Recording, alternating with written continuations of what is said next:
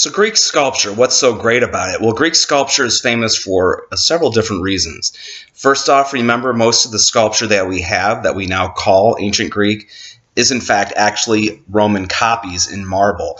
Most original Greek sculpture was cast in bronze, though they certainly used marble as well. Remember, very importantly, it would have been painted very brightly, which you'll see in that one video. Nowadays, because the paint has worn off, most people are used to that kind of white marble color, but in fact that's actually very inaccurate. It would never have actually been left as just simply white. It would have been painted in very bright, very kind of gaudy and very simple colors with a far smaller color palette than what we have nowadays. Now, the first sculpture from the Archaic period was very simple. It was sort of very much based off of ancient Egyptian sculpture. Very simple, striding with that really long front leg and a shorter back leg. And again, would have been painted very brightly. Faces and hair would have been very heavily stylized, meaning that they were just sort of generic.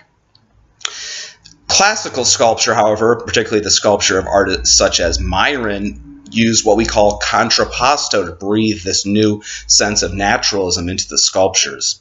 So the sculpture was actually designed along the lines of what we call contrapposto. Contrapposto is arranging the human body in an S-shaped curve.